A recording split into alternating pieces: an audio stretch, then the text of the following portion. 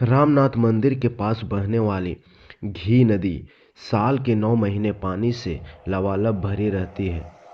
उन्हीं दिनों नदी में तैराकी करते वक्त मैं एक भयानक एहसास से गुजरी थी, जिसने मेरी ज़िंदगी बदल कर रख दी। मेरे साथ वह दर्दनाक हादसा हुआ तब मैं 16 साल की थी और 11वीं कक्षा में थी।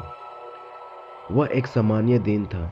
रोज की तरह मैं, मेरी बहन प्रीति और पापा नदी पर गए। उस दिन पानी काफ़ी ठंडा था, इसलिए पापा ने मुझे और प्रीति को कमर से ज़्यादा गहरे पानी में जाने से मना किया था और वह खुद नदी के पास स्थित रामनाथ मंदिर में दर्शन करने चले गए। मैं और प्रीति पानी में उतरी और हंसी मजाक करते हुए तैराकी करने लगी। तभी अचानक मुझे महसूस हुआ कि मेरी बहन प्रीति मुझसे दूर थोड़े गहरे पानी में जाने लगी। मैं फौरन उस पर चिल्लाई, पर वह फिर भी आगे ही आगे गहरे पानी में जाने लगी।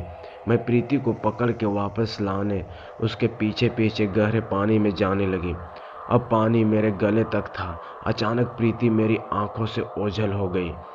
मुझे लगा वह डूब गई और तब खौफ के मारे मेरी विकराल चीख निकल गई। तभी अचानक प्रीति पानी से बाहर आई और मुझे देखकर हंसने लगी।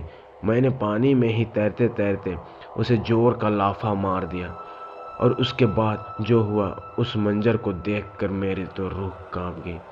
प्रीति मुझे घूरने लगी और प्रीति पानी में तैरते हुए पानी में ऊपर उठने लगी।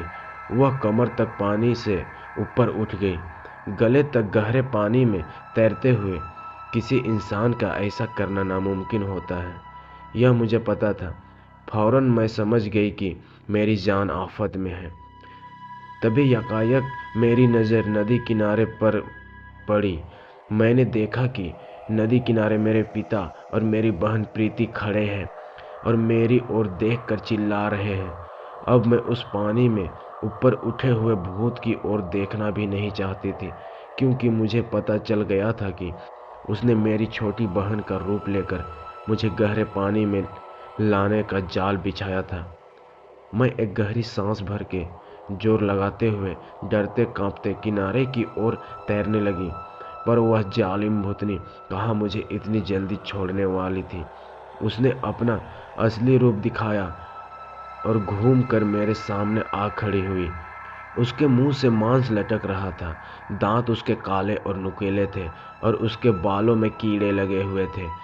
आंखें खून भरी लाल थी और वह भूतनी मुझे ऐसे देख रही थी जैसे वह मुझे खा ही जाएगी। मेरे हाथ पैर उसे देखकर डर के मारे जमने लगे थे।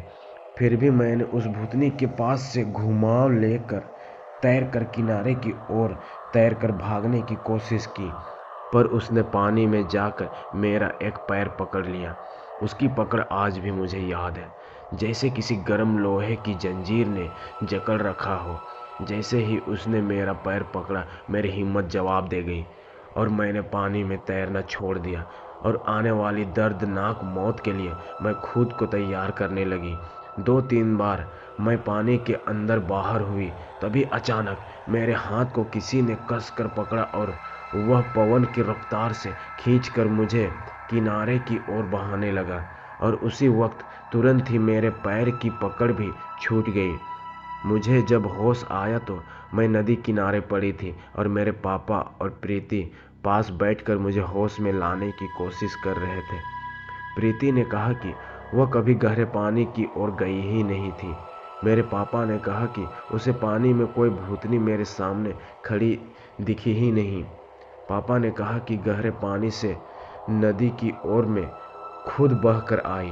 उन्होंने मुझे ना तो खुद बचाया था, ना ही किसी और को मुझे नदी किनारे वापस खींचते हुए देखा। शायद उस पानी में एक बुरी शक्ति थी जो मेरा भोग लेना चाहती थी, और वहीं पर एक भली शक्ति थी जिसने मुझे उस भूतनी के चंगुल से छुड़ाकर किनारे पर ला फेंका। अगर कहानी अच्छी लगी है दोस्तों, तो वीडियो को ज़रूर लाइक करें दोस्तों। इसी से हमें प्रेरणा मिलती है और हम आपके लिए रेगुलर कहानियाँ ढूंढ कर लाते हैं। थैंक यू दोस्तों।